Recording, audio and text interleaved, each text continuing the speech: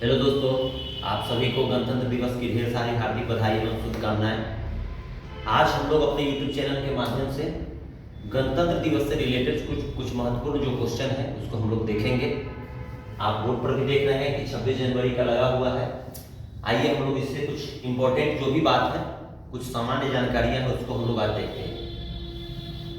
26 जनवरी 2024, आइए हम लोग इससे कुछ महत्वपूर्ण जानकारी देखते हैं, जिसमें हम लोग देखिए इसमें कुछ महत्वपूर्ण बात है जो हम लोग जानते हैं। कहता है कि सभी को गणतंत्र दिवस पर शुभकामनाएं। 26 जनवरी 75वां गणतंत्र दिवस। यह जो गणतंत्र दिवस है 26 जनवरी 1950 को हमारा गणतंत्र लागू हुआ था और 15 अगस्त 1947 को देश में संविधान लागू हुआ था।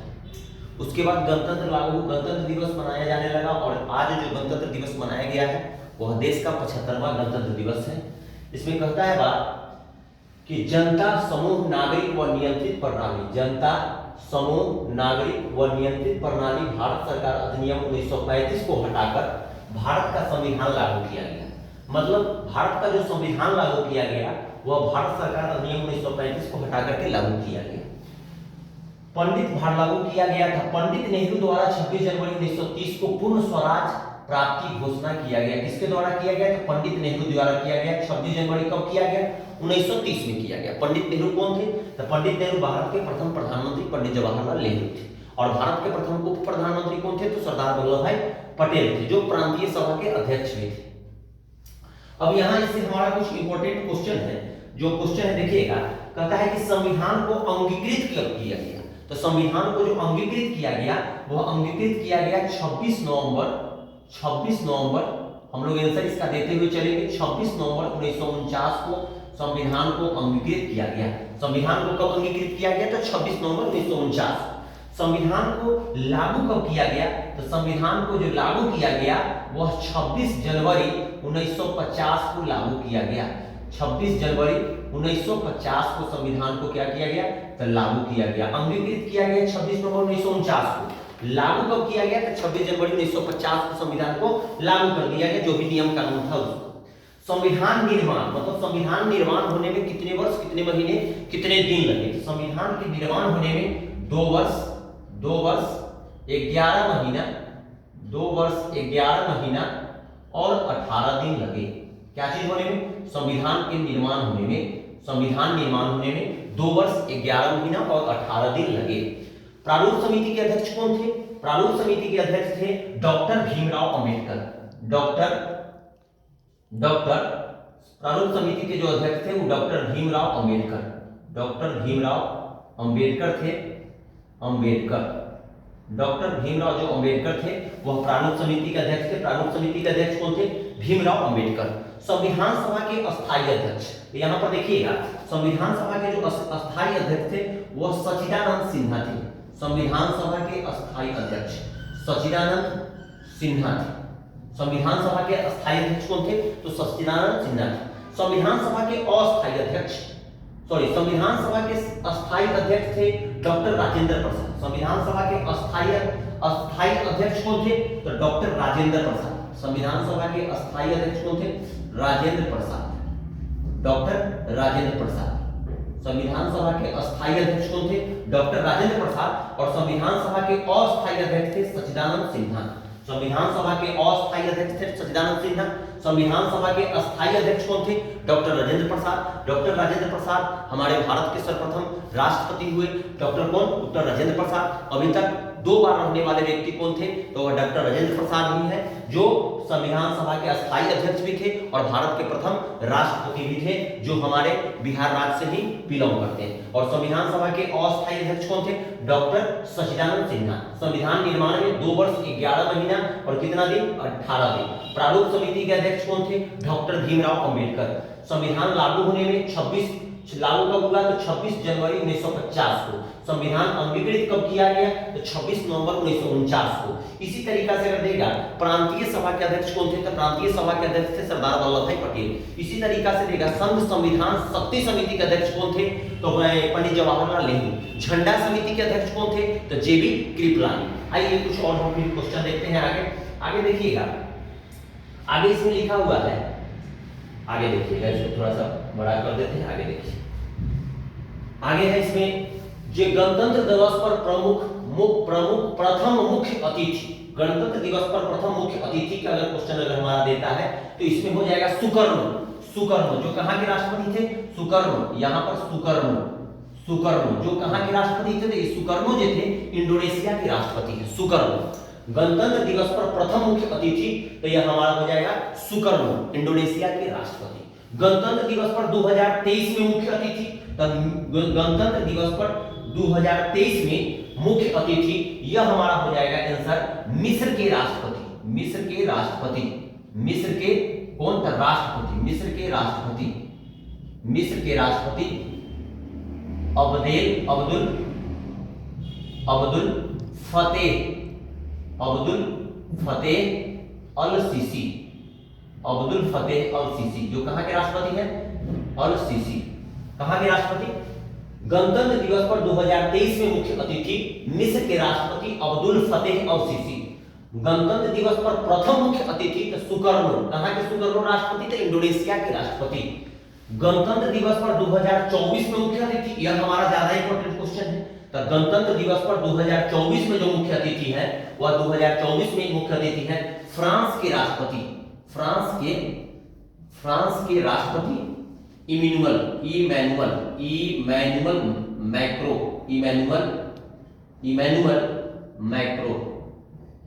मैक्रो, जो कहां के राष्ट्रपति हैं? फ्रांस के राष्ट्रपति हैं इमैनुअल मैक्रो। कब? गणतंत्र दिवस 2024 में मुख्य अतिथि हैं। फ्रांस की राजधानी की बात करेगा तो फ्रांस की राजधानी हमारा कहां है? तो फ्रांस की राजधानी है पेरिस, जिसे विश्व की जन्नत भी कहा जाता है। फ्रांस की मुद्रा का नाम क्या है? तो फ्रांस की मुद्रा के रूप में जाना जाता है यूरो। गणतंत्र दिवस आगे कहता है कि गणतंत्र दिवस 2024 समारोह में विकसित भारत और भारत लोकतंत्र की मातृका विषयों पर प्रकाश डाला गया है। किस विषय पर प्रकाश डाला गया है? तो विकसित भारत और भारत लोकतंत्र की मातृका विषयों पर प्रकाश डाला जाएगा, जो एक संपन्न लोकतंत्र के रूप में भारत के आवश्यक गुणों को प्रदर्शित करेगा। किस लोकतंत्र के रूप में? तो संपन्न लोकतंत्र के रूप में भारत के आवश्यक गुणों को प्रदर्शित करेगा। फिर से एक बार इसको देख लेते हैं। गणतंत्र दिवस पर प्रथम मुख्य अतिथि सुकर्णो, इंडोनेशिया के राष्ट्रपति। गणतंत्र दिवस पर 2024 में मुख्य अतिथि मिस्र के राष्ट्रपति अब्दुल फतेह अल सीसी। गणतंत्र दिवस 2024 में मुख्य अतिथि फ्रांस के राष्ट्रपति इमैनुअल मैक्रो। फ्रांस की राजधानी कहां पर? पेरिस। मुद्रा का नाम क्या चीज? तो यूरो। अगला फिर देखिएगा, आगे देखते हैं हम लोग। आगे कहता है, आगे देखिए, आगे है हमारा कि कुछ स्वीकृत बात है, उसको हम लोग देखते हैं कि उसको स्वीकृत कब किया गया। तो राष्ट्रीय चिन्ह को कब स्वीकृत किया गया? तो भारत का जो राष्ट्रीय चिन्ह है उसको स्वीकृत किया गया 26 जनवरी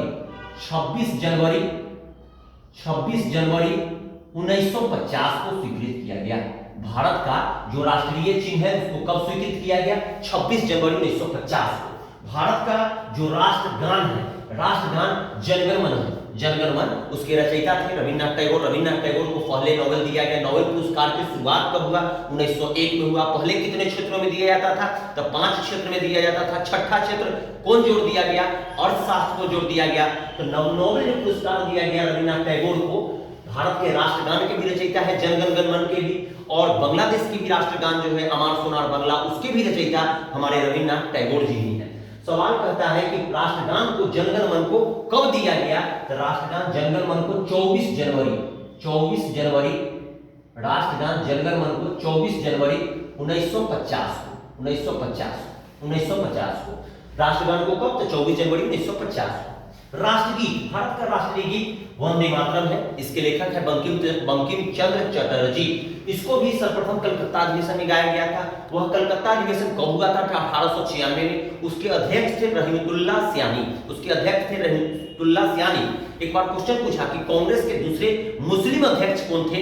तो रहीमतुल्लाह सियानी। और कांग्रेस के प्रथम मुस्लिम अध्यक्ष कौन थे? तो बदरुद्दीन तैयबजी, जो मद्रास अधिवेशन, जो कांग्रेस का तीसरा अधिवेशन था, उसकी अध्यक्षता किए थे। कौन? तो बदरुद्दीन तैयबजी। राष्ट्रगीत वंदे मातरम को भी कब किया गया? इसको भी किया गया 24 जनवरी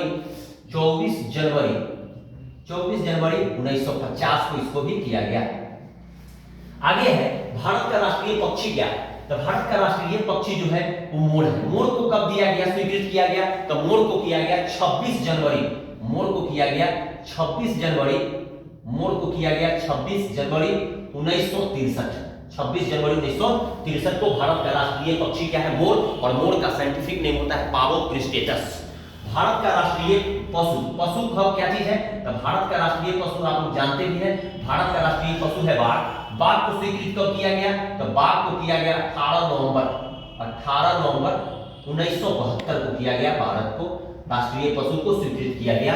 किसको? तो बाघ के रूप में किया गया। कब? 18 नवंबर 1972 को। और भारत का राष्ट्रीय पशु बाघ है, कहता है बाघ है। उसके बाद है हमारा अन्य महत्वपूर्ण गणतंत्र दिवस पर ध्वजारोहण। गणतंत्र दिवस पर जो ध्वजारोहण किया जाता है वह भारत के राष्ट्रपति द्वारा किया जाता है।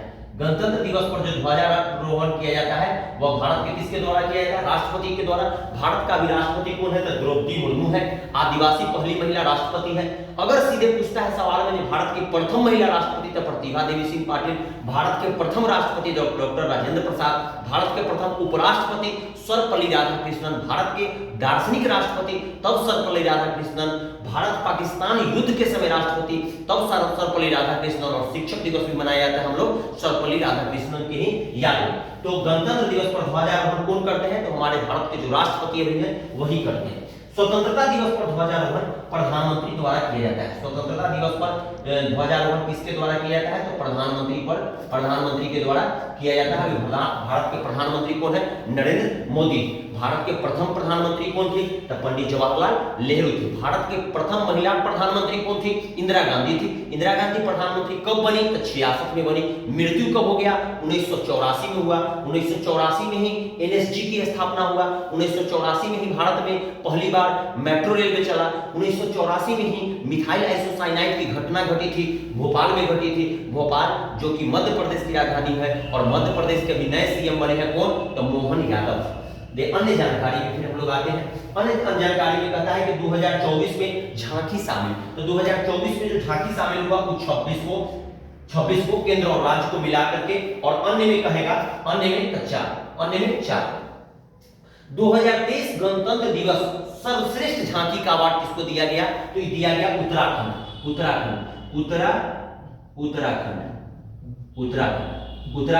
उसका जगह है मानसखंड, उत्तराखंड मानस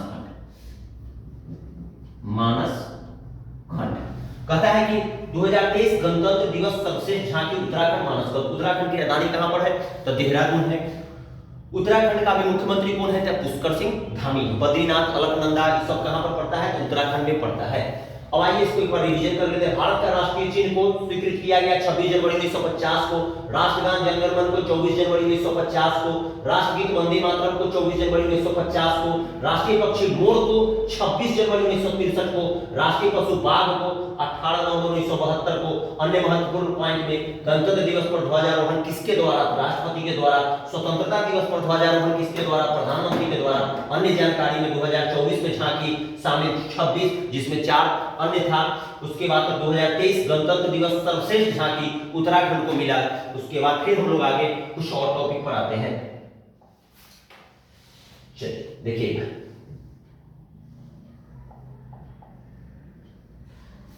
स्रोत में कहता है कि भारत का जो राष्ट्रीय ध्वज है, भारत का राष्ट्रीय ध्वज है तिरंगा, उसके लंबाई और चौड़ाई का अनुपात कितना होता है? लंबाई और चौड़ाई के बीच रेशियो पूछ रहा है कि लंबाई और चौड़ाई का अनुपात। तो बउआ पहले अगर लंबाई देगा तो 3, बाद में चौड़ाई देगा तो 2। कभी कभी एग्जाम में क्या होता है कि उसके चौड़ाई और लंबाई का अनुपात पूछ देता है, तो चौड़ाई अगर पहले दे देगा तो हो जाएगा 2 और लंबाई हो जाएगा 3। अभी यहाँ पर क्वेश्चन है कि ध्वज लंबाई और चौड़ाई में अनुपात कितना? तो 3:2। इसमें तीलियां क्या हो? तो 24। चक्र कितना? तो 1। ध्वज के अभिकल्पक माने ध्वज के निर्माता, भारत का राष्ट्रीय ध्वज जो तिरंगा है उसके निर्माता कौन है? तो निर्माता है पिंगली वेंकैया। पिंगली वेंकैया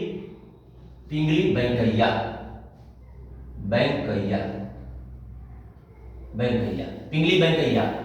भारत ध्वज के अभिकल्पक कौन है? तो पिंगली वेंकैया है। भारतीय क्रांति की मां किसको कही जाती है? तो मैडम भिकाजी कामा को कहा जाता है। भारत का मिसाइल मैन किसको कहा जाता है? एपीजे अब्दुल कलाम को कहा जाता है। भारतीय क्रांति की मां किसको कही जाती है? मैडम भिकाजी कामा को कहा जाता है। ध्वज के अभिकल्पक, ध्वज के निर्माणकर्ता पिंगली वेंकैया है।